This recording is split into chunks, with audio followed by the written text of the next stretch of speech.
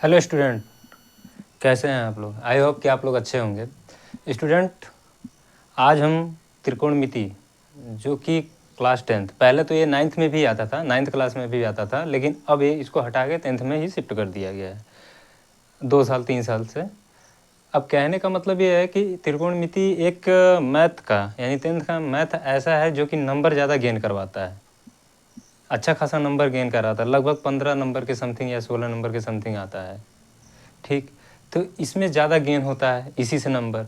तो और यही सबसे टफ लोगों को लगता है, आप सभी स्टूडेंटों को, कुछ लोगों को अच्छा लगता होगा ये टॉपिक और कुछ लोगों को ये टॉपिक बहुत टफ लगता है। इसमें क्या है कि सबसे बड़ी समस्या, सबसे बड़ी प्रॉब्लम इसमें क्या है कि फार्मूला जब तक आपको याद नहीं रहेगा तब तक आप इसको सॉल्व ही नहीं कर सकते। इसमें सबसे बड़ा फार्मूला का ही रोल है। अगर फार्मूला आप लोग नहीं सही कर पाते हैं फार्मूले को, तो जान लीजिए कि आप ये मैथमेटिक्स में यानी ट्रिग्नोमेट्री को सॉल्व नहीं कर पाएंगे। आप सोचेंगे कि हम कितना अच्छा कर लें, लेकिन जब तक आपको फार्मूला याद नहीं होगा तब तक आपको इसको लगा नहीं सकते। अब जैसे कि इसमें पहले तो ट्रिग्नोमेट्री में बहुत ज़्यादा ही मतलब फार्मूले हैं, लेकिन आप लोग को करना क्या है कि अब जो 10th लेवल का है तो इसमें क्या है, पहले तो 6 अनुपात होते हैं, साइन, कॉस, टेन, कॉट, सेक, कॉसेक, ये 6 अनुपात होते हैं। अब इसमें क्या है कि कुछ मतलब आपके फार्मूले हैं, और इसमें क्या है कि साइन 90 अंश प्लस थीटा, साइन 90 अंश माइनस थीटा, 180 अंश प्लस थीटा, 180 अंश माइनस थीटा, ये सब पे मतलब फार्मूले पे सवाल लगते हैं। लेकिन अब इसमें क्या है, 10th में आप लोग के केवल 90 तक मतलब 90 तक ही सीमित है। जैसे साइन 90 अंश माइनस थीटा बराबर कॉस थीटा, तो और अब 180 अंश वाला इसमें नहीं अप्लाई होता, ये आपको 11th-12th में देखने को मिलेगा। तो आइए हम कुछ सूत्र के बारे में चर्चा करेंगे जो कि आपके लिए बहुत ही हेल्पफुल होगा, और इसको प्रूव भी करके दिखाएंगे कैसे होता है। जैसे में पहला है, पहले तो 6 अनुपात हैं, क्या क्या, साइन है, साइन, कॉस, टेन, कॉट, सेक, कॉसेक, ये क्या है, 6 अनुपात हैं। 1 2 3 4 5 6 अनुपात है। अब इसी पे पूरी ट्रिग्नोमेट्री डिपेंड है। अब इसमें क्या है कि अब जैसे इसमें क्या लगता है, थीटा, थीटा के स्थान पर आपका कोई एंगल भी हो सकता है। अल्फ़ाबेट में ए बी सी, जिसे एंगल ज्ञात करना है पाइथागोरस प्रमेय वाला यूज करके, जो प्रमेय यूज करते हैं, तो उसमें क्या होता है, 2 भुजाएं दी रहेंगी और एक भुजा उसको ज्ञात करके तभी अन्य त्रिकोणमितीय अनुपात को आप ज्ञात कर सकते हैं, नहीं तो ऐसे नहीं ज्ञात कर सकते। तो जैसे यहाँ थीटा के स्थान पर कोई एंगल हो सकता है, ए बी सी डी कुछ भी, यानी पी क्यू आर अल्फ़ाबेट में कुछ भी लिख सकते हैं, तो वहाँ मानना पड़ता है, माना थीटा बराबर ए या बी या सी या 30 डिग्री या 60 डिग्री या 0 डिग्री, ये सब यानी सब माना जाते हैं। तो यहाँ पे इसीलिए क्या होता है, थीटा लग जाता है। थीटा ये क्या होता है, साइन थीटा है, cos theta, tan theta, cot theta, sec theta, cosec theta, एक थीटा लग जाते हैं। ठीक, तो ये आपके 6 त्रिकोणमितीय अनुपात हो गए। अब इसमें क्या होता है कि सबसे अच्छा, और काफ़ी आप लोग से यही पूछा जाता है कि कहीं भी जाएंगे अक्सर यही पूछने को मिलता है कि बोलेगा कि sine square theta plus cos square theta बराबर क्या होता है। आप लोग से यही पूछा जाएगा, जैसे sine square theta plus cos square theta बराबर क्या होता है, 1 होता है। तो यहाँ पे क्या लिख देंगे आप, 1। अब इसमें ये हो गया। अब इसको और तरीके से क्या लिख सकते हैं, अब जैसे इसको साइन स्क्वायर थीटा बराबर आप क्या लिख सकते हैं, 1 तो अपनी जगह है, कॉस स्क्वायर थीटा को आप पक्षांतर कर देंगे तो कितना हो जाएगा, 1 माइनस कॉस स्क्वायर थीटा, ये हो गया। यानी sine square theta plus cos square theta equal to 1 होता है। अब इसको हम प्रूव करके दिखाएंगे कैसे 1 होता है, लेकिन sine square theta plus cos square theta equal to 1 हो गया। अब एक इसमें से एक फार्मूला ये भी निकल के आया, साइन स्क्वायर थीटा बराबर क्या हो गया, 1 माइनस कॉस स्क्वायर थीटा। और दूसरा इस पर क्या बनेगा, अब जैसे कॉस स्क्वायर थीटा, अब इधर पक्षांतर होगा, 1 तो अपनी जगह है, साइन को पक्षांतर करेंगे कितना होगा, 1 और ये प्लस है तो इधर जाएगा, मतलब दाएं साइड जाएगा तो माइनस हो जाएगा, तो माइनस साइन स्क्वायर थीटा हो जाएगा। इतना आप लोग को समझ में आया होगा। अब इसको प्रूव करने हैं, जैसे में दिया है कि sine square theta plus cos square theta बराबर 1, तो आपको 1 कैसे लाने हैं ये प्रूव करके दिखाना है। तो अब चाहे साइन स्क्वायर की जगह पे क्या दिया, फार्मूला क्या है आपका, यहाँ पे लिखेंगे चूँकि साइन स्क्वायर थीटा बराबर 1 माइनस कॉस स्क्वायर थीटा, ये आपका शो कर रहा है। तो अब क्या करेंगे आप, साइन स्क्वायर थीटा के स्थान पर हम क्या लिख सकते हैं, क्योंकि ये दोनों आपस में एक दूसरे के बराबर है, जैसे साइन स्क्वायर थीटा की बराबर 1 माइनस कास स्क्वायर थीटा, ये दोनों आपस में बराबर है, यानी साइन स्क्वायर थीटा के स्थान पर आप क्या रख देंगे, 1 माइनस कास स्क्वायर थीटा। तो अब इसके स्थान पर टोटल हम क्या लिख देंगे, 1 minus cos square theta. Already ये क्या है, प्लस है, प्लस कॉस स्क्वायर थीटा है, तो बराबर कितना है, 1। तो कास स्क्वायर से कास स्क्वायर कट गया आपका, मतलब प्लस माइनस है, एक माइनस कास स्क्वायर थीटा, एक प्लस कास स्क्वायर थीटा, इन दोनों आपस में कट गए, यानी घटा दिए या कट गए, जीरो आए, तो ये बचा क्या, 1 बराबर 1। तो यहाँ पे ऑलरेडी जब लेंगे तो आप क्या लेंगे, पहले करेंगे लेफ्ट हैंड साइड, यानी बायां पक्ष बराबर, तो बायां पक्ष लेके करेंगे, फिर उसके बाद क्या है कि आपका यहाँ पे क्या होगा, लेफ्ट हैंड साइड बराबर राइट हैंड साइड, यानी दायां पक्ष बराबर बायां पक्ष, ठीक है, ये आपका सिद्ध हो गया। अब इसके स्थान पर आप इसको इस तरह भी सिद्ध कर सकते हैं, मान लीजिए साइन नहीं रखना चाह रहे हैं, कॉस स्क्वायर के स्थान पर आप क्या रख सकते हैं, 1 माइनस साइन स्क्वायर थीटा, तो कॉस स्क्वायर थीटा के स्थान पर आप क्या लिख देंगे, 1 माइनस, यहाँ पे जैसे इसको हम इरेज कर दें, इसको इरेज कर दीजिए, तो यहाँ पे sine square theta plus cos square theta, cos square theta के स्थान पर क्या है, 1 माइनस साइन स्क्वायर थीटा, तो यानी यहाँ क्या हो गया, साइन स्क्वायर थीटा ऑलरेडी है और प्लस 1 कॉस स्क्वायर थीटा के स्थान पर 1 माइनस साइन स्क्वायर थीटा, ये हो गया, बराबर कितना हो गया, 1। तो प्लस साइन स्क्वायर थीटा और माइनस साइन स्क्वायर थीटा आपस में क्या हो गए, कट गए, तो ये क्या बचा, 1 बराबर 1। तो ये क्या हो गया, लेफ्ट हैंड साइड और बराबर राइट हैंड साइड, मतलब बायां पक्ष बराबर दायां पक्ष, ठीक है, ये तो हो गया फार्मूले। अब और कुछ फार्मूले देखिए, इसमें बहुत सारे ऐसे फार्मूले हैं जो कि आप लोग को जानने हैं। पहला तो ये फार्मूला हो गया, ये 1 वाला। अब एक होता है ये sine square theta plus cos square theta बराबर कितना हो गया, 1। एक होता है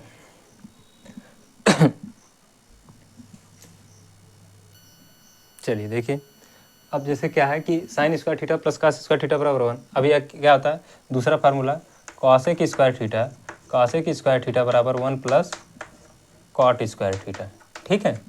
अब तीसरा क्या है, अब इसको हम किस रूप में लिख सकते हैं, ऐसे भी लिख सकते हैं, देखिए कैसे। अब देखिए कॉसेक स्क्वायर थीटा, अब ये कॉट को इधर पक्षांतर कर देंगे तो माइनस क्या हो जाएगा, कॉट स्क्वायर थीटा, और बराबर क्या हो गया, 1 हो गया। इसको इस तरह, मतलब इसको घुमा फिरा के हम कैसे भी करके लिख सकते हैं, जैसे पे, और इससे बन सकता है, अब जैसे कॉट स्क्वायर थीटा, अब इसके स्थान पर आप क्या लिखें, 1 को इधर पक्षांतर या इधर कर दीजिए, तो ये कितना हो जाएगा, कॉट स्क्वायर थीटा बराबर 1 माइनस कॉसेक स्क्वायर थीटा, ये भी हो सकता है। तो यानी इस फार्मूले से कॉसेक स्क्वायर थीटा बराबर 1 प्लस कॉट स्क्वायर थीटा, तो इसके स्थान पर आप क्या लिख सकते हैं, मतलब कॉसेक स्क्वायर थीटा और कॉट को इधर पक्षांतर कर देंगे, इधर ले लेंगे बायां पक्ष में, तो माइनस हो जाएगा, कॉट स्क्वायर थीटा बराबर 1 हो जाएगा, ये भी लिख सकते हैं। अगर कहीं आपको फार्मूले मतलब सॉल्व करते समय आपको दिख जाए cosec square theta minus cot square theta बराबर 1, तो आप इसके स्थान पर 1 भी लिख सकते हैं, और इसके स्थान पर 1 के स्थान पर अगर आपको जैसी ज़रूरत है वैसे इसको भी लिख सकते हैं, ठीक है। तो अब यहाँ ये अब जैसे कॉट स्क्वायर थीटा है तो वहाँ पे आप क्या लिख सकते हैं, 1 माइनस कॉसेक स्क्वायर थीटा भी लिख सकते हैं, या 1 माइनस कॉसेक स्क्वायर थीटा है तो उसके स्थान पर कॉट स्क्वायर थीटा लिख सकते हैं, ये भी लिख सकते हैं। अब अगला फार्मूला है जैसे sec square theta, sec square theta बराबर 1 plus tan square theta, tan square theta ये भी होता है। तब इसको हम क्या कर सकते हैं, सेक स्क्वायर थीटा और ये 10 को इधर पक्षांतर में ले लेंगे तो tan square theta minus tan square theta equal to 1। और भी इसको क्या लिख सकते हैं, देखिए टेन स्क्वायर थीटा बराबर, इसको पक्षांतर कर दीजिए, सेक स्क्वायर थीटा माइनस 1 लिख सकते हैं, ये भी है। तो अगर कहीं sec square tan square theta दिखे तो सेक स्क्वायर थीटा माइनस 1 लिख दीजिए, और सेक स्क्वायर थीटा दिखता है तो sec square theta minus tan square theta दिख रहा है तो वहाँ 1। मतलब त्रिकोणमिति में दोनों पक्ष चाहे दायां हो चाहे बायां, फार्मूले में अगर जो जिस जगह जिसकी जो आवश्यकता है उसको आप लेके सॉल्व करेंगे। अभी हम 2-3 सवाल आपको करके दिखाते हैं, बट ये फार्मूला है ये बहुत इंपॉर्टेंट है, इसी पे पूरी ट्रिग्नोमेट्री डिपेंड है। अभी तो और भी फार्मूले हैं।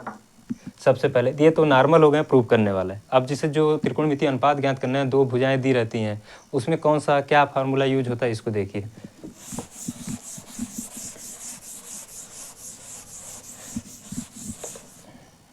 जैसे ए है साइन थीटा बराबर 1 बटे कॉसेक थीटा, ठीक। और कॉस थीटा बराबर 1/sec थीटा और टेन थीटा बराबर साइन थीटा बटे कॉस थीटा या 1/cot थीटा, ये भी होता है। ठीक, अब cot थीटा बराबर cos थीटा बटे में साइन थीटा या 1/tan थीटा। ठीक है, अब आता है sec थीटा बराबर 1/cos थीटा। अब cos थीटा बराबर cosec थीटा बराबर 1/sin थीटा होता है। ये तो हो गए त्रिकोणमितीय अनुपात। इस पर मतलब प्रूफ भी हो सकता है, प्रूफ करने के लिए भी यूज होता है। और त्रिकोणमितीय अनुपात जैसे लंब बटे आधार, लंब बटे कर्ण, इसको भी बता रहे हैं अभी। बट ये साइन थीटा बराबर 1/cosec थीटा, मतलब साइन वाला कॉस का अपोजिट, कॉसेक का अपोजिट और कॉस सेक का टेन, कॉट का कॉट टेन का, मतलब एक दूसरे से अपोजिट। पहला वाला लास्ट वाला, दूसरा वाला फोर्थ वाला और तीसरा चौथा आपस में एक दूसरे का अपोजिट होते हैं। जैसे टेन थीटा बराबर साइन थीटा बटे कॉस थीटा या 1/cot थीटा। अब कॉट थीटा बराबर यही पलट जाएगा आपस में, तो क्या हो जाएगा कॉस थीटा बटे साइन थीटा या 1/tan थीटा। ये हो गया फार्मूला। अब है ये तो हो गया। अब लाल बटे कक्का यानी लंब बटे आधार वाला जो फार्मूला है प्रचलित बहुत ज़्यादा, लाल बटे कक्का वाला सिस्टम क्या है, ये फार्मूले में बहुत ज़्यादा प्रचलित रूप है इसका। तो अब इसको देख लीजिए।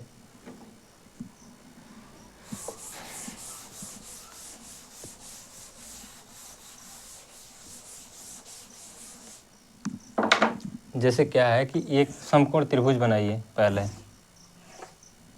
एक समकोण त्रिभुज, इसका नाम ABC लिख लीजिए। ठीक है, तो अब इसमें क्या करना है, तो पहले तो साइन, ये तो लिखे हुए हैं, मान लीजिए यहाँ sine theta cos theta tan theta cot theta sec theta cosec theta. अब जैसे ये बहुत प्रचलित है और काफ़ी अच्छा भी है ये लाल बटे कक्का, ये वाला फार्मूला। तो जैसे साइन थीटा बराबर को आप क्या लिख सकते हैं, देखिए पहले नंबर इसमें क्या है, चलना कैसे है, एक मिनट आपको यहाँ पे समझाएं।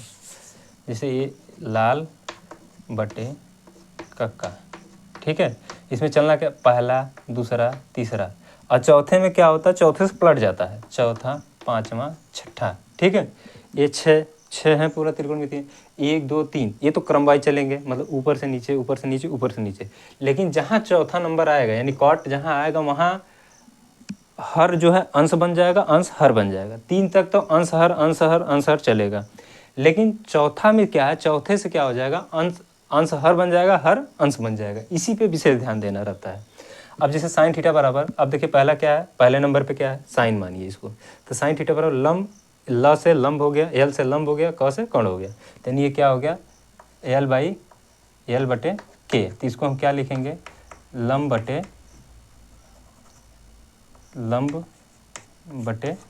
कर्ण लिख लेंगे। ठीक है, ये हो गया। अब कॉस थीटा, अब दूसरे नंबर पे आइए, दूसरे पे क्या है, आधार A/K है, A बटे के। तो इसको हम क्या लिख लें, A बटे के। तो इसको हम क्या, A से मतलब क्या हो गया, आधार, और K का मतलब हो गया कर्ण, तो आधार बटे क्या हो गया, कर्ण हो गया। अब tan तीसरे नंबर पे है, तो लंब बटे कर्ण यानी L बटे के है। तो L बटे क्या हो गया, के। तो यानी L से क्या हो गया, लंब हो गया, अब A से आधार, लंब बटे आधार हो गया। ठीक, अब आता है चौथा। अब यहाँ से ये तो सीरियल बस चला, मतलब अंश हर ऐसे चला, लेकिन कॉट थीटा से पलट जाएगा। मतलब अब इसको आप हर मानिए, हर को हर, इसको मतलब हर को अंश मानिए और अंश को हर मानिए। तो यहाँ पे क्या है, यहाँ समझिए काट, तो इसको ऊपर लिखिएगा, आधार A बटे, और ये क्या हो गया L, यानी ये क्या आ जाए, आधार बटे लंब। ये कितना हो जाएगा, आधार बटे लंब हो गया।